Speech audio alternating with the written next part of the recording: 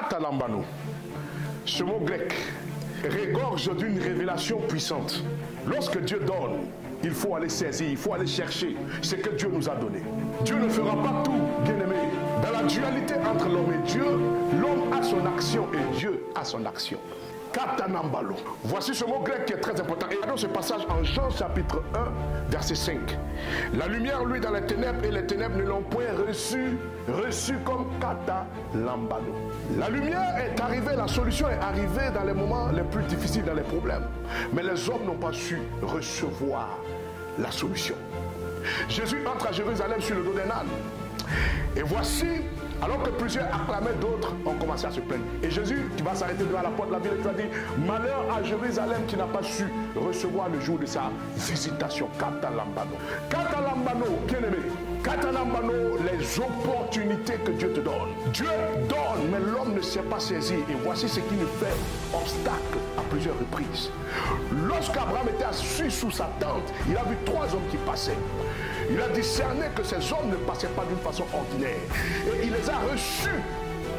Et comme il les a reçus, alors il a reçu aussi en retour sa bénédiction. La bénédiction passait. La révélation passait. L'accomplissement passait. Isaac était de passage. Mais il a fallu qu'Abraham reçoive les 3 hommes. Et la Bible déclare que lorsqu'il a reçu ces 3 hommes, il leur a donné à manger et à boire.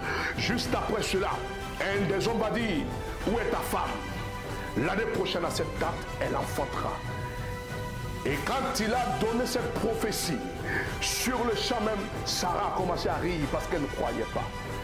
Mais Abraham avait Katanambalo, cette bénédiction, cette prophétie.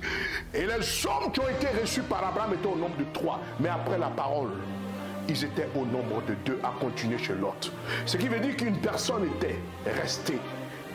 Une personne avait disparu parmi les 3. Et si j'aimerais dire que c'était la réponse, c'était l'exaucement d'Abraham qui était parmi les 3. Les 3 ne partaient pas pour détruire Sodome et Gomorrhe, mais il n'y avait que 2 qui partaient pour cette mission. Et il y avait un aussi qui partait avec eux, qui était la grâce d'Abraham. Mais il a su saisir Katanambalo. Dieu dit à Josué: tout lieu où foulera la plante de ton pied, en Josué chapitre 1 verset 3, je te le donne. Katanambalo. Lorsque Dieu vous donne, allez-y et saisissez. Tout lieu où foulera la plante de ton pied, je te donne l'opportunité de saisir. Quand Dieu donne, saisis. Dieu avait déjà guéri Naaman, mais il lui dit: va te plonger 7 fois dans le Jourdain. Voici, il dit: va et saisis ta bénédiction. Va et saisis ta guérison. Ta guérison est déjà disponible. Ta bénédiction est déjà disponible. Tout ce que tu demandes à Dieu est déjà disponible. Va et saisis. C'est ce même Dieu qui a fait apparaître le bélier devant Abraham lorsqu'il voulait sacrifier Isaac.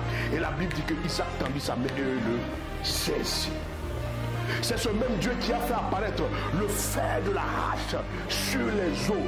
Et la Bible dit, selon les paroles d'Élisée, a dit à cet homme: va et prends le fer de ta hache. Et il étendit sa main et saisit le fer de ta hache.